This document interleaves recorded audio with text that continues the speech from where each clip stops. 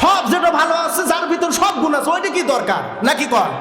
শুধু ইন্টারভাল হলে চলবে না, আমাদের সব লাগবে ভাই, বুঝতে হবে ওয়াজ। এবার ইমাম আপনি নিযুক্ত করবেন, ইমামকে হতে হবে সর্বোচ্চ চরিত্রের অধিকারী, মানে এত সুন্দর চরিত্র, এক কথা ফেরেশতা তুল্য। ইমাম যদি সুদখোর ঘুষখোর হয়, জেনাকারী হয়, আর মনে করেন যে মোটা অঙ্কের টাকা চাঁদাবাজি করলো, ঘুষ দুর্নীতি করলো, এরকম ইমামের পিছনে কি নামাজ পড়বেন? না। যারা বললেন না তারা মনে হয় পড়বেন। কথা বলেন না কা? আপনারা পড়বেন না, তাই না? তাহলে বোঝা গেল ইমাম হতে হবে হলো সহি শুদ্ধ, সর্বোচ্চ চরিত্রের অধিকারী, ডিগ্রিও থাকতে হবে বড় বড়, নতুবা অমন ইমাম আমরা নেব না, ভালো ইমাম নেব। আচ্ছা, এবার নামাজ দিয়ে এবার ভালো একটা কথা ভালো করে বুঝবেন। নামাজের ব্যাপারে আমরা অনেকে ওয়াজ শুনেছি, ওয়াজ আমরা করেছি। নামাজের একটা শব্দ আছে যে আয়াতে কারিমার মাধ্যম দিয়ে নামাজকে সাবমিট করা হয়েছে, আকিমুসসালাহ, না? ঠিক আছে না নাই? যারা জানেন তারা একটু বলেন আকিমুস সালাহ কোরআনের ভিতর আছে না নাই? আকিমুস সালাহ ওয়া আতুজ যাকাত, এরকম আয়াত আছে 82টি। জোরে বলুন কয়টি? আর একবার বলুন কয়টি? 82 বার আকিমুস সালাহ বললো। এবার আসুন আর একটু পরের কথা বলি। এই যে সামনে কয়েকদিন পর রমাদান আসবে, কুতিবা আলাইকুমুস সিয়াম, রমজানের ব্যাপারে একটা আয়াত। জোরে বলুন কয়টা আয়াত? একটা আয়াতের মাধ্যম দিয়ে রমজানের 30টা রোজা ফরজ হলাম। ও মুসলমান, প্রশ্ন করলাম সবার কাছে, নামাজ কায়েমের ব্যাপারে, নামাজ প্রতিষ্ঠিতর ব্যাপারে আল্লাহ পাক কেন 82 বার বললেন? অবশ্যই বুঝতে হবে এর গুরুত্ব কম নাকি বেশি। আর একবার বলুন কম নাকি বেশি? আমরা তো নামাজ পড়ি ভাই, নামাজ পড়ার ব্যাপারে আল্লাহ পাক রব্বুল আলামিন কোরআনুল কারীমের 2টা আয়াত নাজিল করেছে। আল্লাহ পাক বলেন ফাইদা কুদিয়াতিস সালাত ফান্তাশিরু ফিল আরদ ওয়াবতাগু মিন ফাদলিল্লাহ। আল্লাহ কয় নামাজের সময় যখন হয় নামাজ আদায় কর আর জমিনে ছড়িয়ে পড়। নামাজ আদায়ের ব্যাপারে 2টা আয়াত। জোরবন কয়টা আয়াত? আর নামাজ প্রতিষ্ঠিতর ব্যাপারে 82টা আয়াত। নামাজ প্রতিষ্ঠিত কাকে বলা হয়? আমি একটা পয়েন্ট শুধু বলবো, আবার যদি কোনো একদিন সময় হয় আকিমুস সালার ব্যাপারে পূর্ণাঙ্গ আলোচনা করব। আসুন প্রিয় বন্ধুরা, নামাজের ইমাম আমাদের দরকার। ইমাম হতে হবে কেমন? আল্লাহ পাক রব্বুল আলামিন কোরআনুল কারীমের ভিতরে জানিয়ে দিয়েছে, ইন্না আকরামাকুম ইনদাল্লাহি আতকাকুম। আল্লাহর কাছে মর্যাদা সম্পূর্ণ ওই ব্যক্তি যার অন্তরের ভিতরে তাকওয়া আছে, তার মানে হলো আল্লাহর ভয় আছে। ওই ব্যক্তিটি কার কাছে মর্যাদা সম্পূর্ণ? জোরে বলতে হবে আর একবার, আল্লাহর কাছে মর্যাদা সম্পূর্ণ ওই ব্যক্তি যার অন্তরের ভিতরে তাকওয়া আছে। এবার প্রশ্ন করেন, আল্লাহ কোন ব্যক্তির ভিতরে তোমার ভয় বেশি আছে? আল্লাহ পাক রব্বুল আলামিন বলতেছেন, ইন্নামা ইয়াখশাল্লাহা মিন ইবাদিহিল উলামা।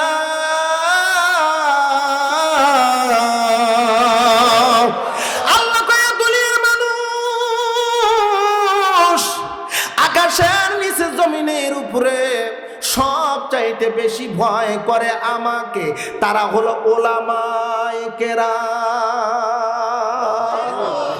আলেমরা আল্লাহকে বেশি ভয় করে, আর সেই আলেমদেরকে আমরা অবহেলা করি। আলেমদের ব্যাপারে আল্লাহ রাসূল বলেন, আল্লাহ যে ব্যক্তিকে বেশি ভালোবাসেন ওই ব্যক্তিকে আল্লাহ ইলম দান করেন। আরো জোরে বলা যাবে না? আল্লাহ যাকে ভালোবাসেন তাকে ইলম দান করেন। তার মানে বোঝা লাগবে আমি যখন ইলমহীন, বোঝা লাগবে আল্লাহ আমাকে ভালোবাসে না। মারাত্মক মারাত্মক কথা বন্ধু। এবার বোঝা গেল আলেমকে ইমাম বানাতে হবে। এবার ইমামের ব্যাপারে, মসজিদের ইমাম, নামাজের ইমামের ব্যাপারে আপনি এত সুন্দর করে দেখলেন, দীর্ঘেন লাগায় দেখলেন, অনুবীক্ষণ যন্ত্র লাগায় দেখলেন, দুর্নীতি নাই, তেলাওয়াত সহি শুদ্ধ, ডিগ্রিও ভালো, তাকওয়া পরহেজগার, এই ইমাম বানাইলেন। ইমাম হলো নামাজের, এবার নামাজের ইমাম হলো মসজিদের ভিতরে। আল্লাহ কয় আকিমুস সালাত, নামাজ প্রতিষ্ঠিত করো। নামাজের ইমাম যেমন তাকওয়াপূর্ণ, আপনার সমাজের ইমাম হতে হবে এমন তাকওয়াপূর্ণ।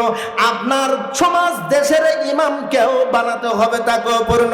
দেখা গেল নামাজের ইমাম পরহেজগার মুত্তাকিন, আর সমাজের ইমাম হলো চাঁদাখোর, ঘুষখোর, দুর্নীতিবাজ। কথা কন, কথা আর বলবে চাই না ভাই, কথা কন আছে না এরকম? ওই নামাজের ব্যাপারে আল্লাহ পাক বলেন, তোর নামাজের ইমাম যদি তাকওয়াপূর্ণ হয় আর নামাজের বাহিরের ইমাম যদি ঘুষখোর, চাঁদাবাজ, মানে চরিত্রহীন যদি হয়, তাহলে লিখে রাখ আল্লাহর কথা, ফাওয়াইলুল লিল মুসাল্লিন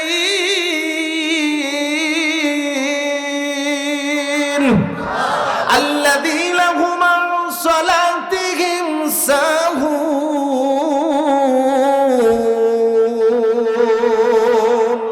আল্লাহ কয় নামাজি তুই জাহান্নামী। কারণ যে ব্যক্তি লোক দেখানো নামাজ পড়ে, নামাজ সম্পর্কে উদাসীন, মানে নামাজে যেটা বাস্তবে সেইটা যদি না করো, আল্লাহর পরিষ্কার ভাষা, ওই নামাজি জাহান্নামী, জাহান্নামী, জাহান্নামী, জাহান্নামী। নামাজে যেটা বাস্তবে পরিণত করতে হবে সেইটা, তার নাম হলো আকিমুস সালাত। অপ্রিয় বন্ধু, বলতে গেলে অনেক সময় লাগবে, রাত হতে গভীর, বেশি সময় কষ্ট আপনাদেরকে দেব না, কষ্ট দেব না আমি বেশি সময়, কারণ আমিও একটু ক্লান্ত। গতকাল আমার মাহফিল ছিল একদম অনেক মানে দূরে, নেত্রকোনার মোহনগঞ্জ থানা। ওখান থেকে মাগরিবের সময় বাসায় ঢুকেছি, আমিও ক্লান্ত, আপনাদেরকে বেশি কষ্ট দেবো না। তথাপিও যদি বিরক্ত না হন, আর 15-20 মিনিট আলোচনা করা যাবে। বিরক্তিকর হবেন? দেখি তো কিরকম বিরক্ত হবেন, একটু পরীক্ষা করব। তাকবীর দিলে বুঝতে পারবো লিল্লাহে তাকবীর। এটা তো বাড়ি যাওয়ার তাকবীর, যে হুজুর তাড়াতাড়ি শেষ করে দেন, আমরা বাড়ি চলে যাব, সামনে খিচুড়ি, গরম গরম খিচুড়ি আছে। ওয়াজ যদি শুনতেছেন, তাকবীর একটু জোরে দিতে হবে। তাকবীরের আওয়াজ যত লম্বা, আমার ওয়াজও তত লম্বা। লিল্লাহে তাকবীর। না, এবার মনে হচ্ছে মনে হয় রাত কেবল 8টা। আসুন প্রিয় বন্ধুরা, তাহলে বোঝা গেল আল্লাহর ইবাদত করতে হবে, কোনো ছাড় নাই, কোনো সুযোগ নাই, ছেড়ে দেওয়ার কোনো সুযোগ নাই। আল্লাহ পাক তারপরে বলেছেন হুঁশিয়ার করে, আল্লাহ পাক বলেন ইয়া মা'শারাল জিন্নি ওয়াল ইনস ইন ইসতাতা'তুম আন তানফুযু মিন আখতারিস সামাওয়াতি ওয়াল আরদ ফানফুযু লা তানফুযুনা ইল্লা বিসুলতান।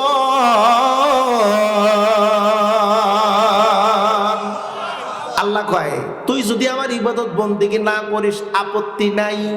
আল্লাহ বলতেছে আমার হুকুম, আমার আনুগত্যশীল হয়ে যদি না থাকতে চাও, আমার আপত্তি নাই, আমার আসমান আর জমিন ছেড়ে তুমি চলে যাও। আল্লাহ পাক বলতেছে আমার হুকুম যদি না মানো, আমরা বলি না বউ তুই যদি আমার কথা না শুনিস, 3 কথা কিন্তু বাড়ি থেকে তাড়ায় দেবো, বলি না এরকম? অফিসের কর্মচারী বসের হুকুম যদি না মানে, বস বলে আমি কিন্তু তোকে বের করে দেব, বলে কিনা? শিক্ষকদের ছাত্রকে বলে তুই যদি আমার ক্লাসে ঠিক মতো যদি পড়াশোনা না করিস আর যদি দুষ্টামি করিস, তাহলে ঘাড় ধাক্কা দিয়ে কিন্তু বের করে দেব। আল্লাহ পাক বলতেছেন ভয়ঙ্কর কথা বলতেছেন। আল্লাহ বলেন এ দুনিয়ার মানুষ, জিন, আমার আনুগত্যশীল যদি না হও, আমার ইবাদত বন্দেগী যদি না করো, আমার জমিন ছেড়ে বের হয়ে যাও। আল্লাহ পাক বলে বের হতে পারবে না, কারণ যেখানেই যাইবা সেই জায়গার মালিক তিনি কে? তাবারাকাল্লাযী বিয়াদিহিল মুলক ওয়া হুয়া আলা কুল্লি শাইইন কাদির।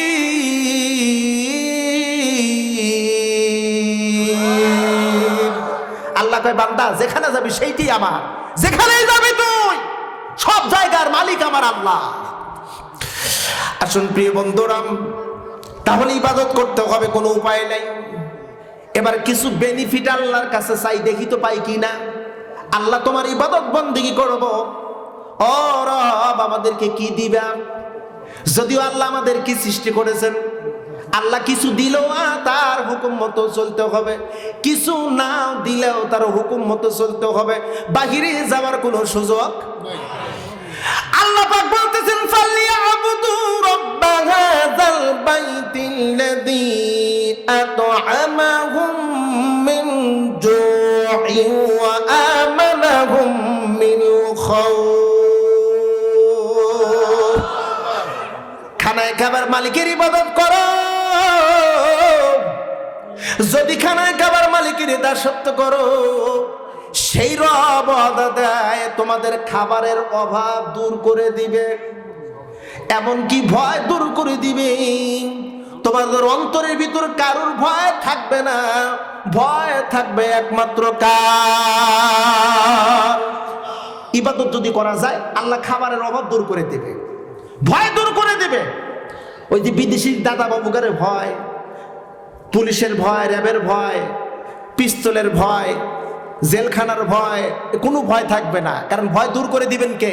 আল্লাহ। আগে কি বুঝতে পেরেছেন? ইবাদত মানে হলো আইন মানা, আইন বাস্তবায়ন করা, রবের বিধান মোতাবেক জীবন জিন্দিগি গঠন করা। এগুলো যদি করা যায় আল্লাহ কয় খাবার অফুরন্ত দেব, অফুরন্ত খাবার দেব। ওয়ালাউ আল্লাহুল কুরআন আমানু ওয়াত্তাকাউ লাফাতাহনা আলাইহিম বারাকাতিম মিনাস সামাই ওয়াল আরদ। আল্লাহ কয় বান্দাম আমার ইবাদত যখন করবি তখন অন্তরের ভিতর তাকওয়া তৈরি হয়ে যাবে। ইবাদত তখনই করা যায় যখন আল্লাহর প্রতি বিশ্বাস স্থাপনা হয়ে যায়। দুইটা জিনিস যদি কোনো জাতির মানুষেরা দুইটা জিনিস অবলম্বন করে, এক নাম্বার হলো ঈমান, দ্বিতীয় নাম্বার হলো তাকওয়া। আল্লাহ কয় বান্দাম ওই জাতির জন্য, ওই জাতির জন্য, ওই দেশ জনপদের মানুষের জন্য আমি আল্লাহ আমার আসমান এবং জমিনের সমস্ত বরকতের দরজা আমি খুলে দেব। কয় ভারত যদি না দেয় আমরা না খেয়ে মারা যাব। এরকম কিছু বক্তব্য আপনারা শুনছেন না ভাই? কয় ভারত যদি না দেয় আমরা না খেয়ে মারা যাব, চীন যদি না দেয় আমরা সব শেষ হয়ে যাব। আমি বলে শোনো, ভারত আমাদের রিজিকের মালিক না, চীন আমাদের রিজিকের মালিক না, আমেরিকা আমাদের ক্ষমতার মালিক না, আমাদের মালিক আল্লাহ। জোর আমাদের মালিক কে? অপ্রিয় বন্ধু, ইবাদত সম্পর্কে কথা বলতে গেলে রাত পার হয়ে যাবে। অসংখ্য আয়াত কোরআনুল কারীমের ইবাদত সংক্রান্ত বিষয় উল্লেখ করা হয়েছে।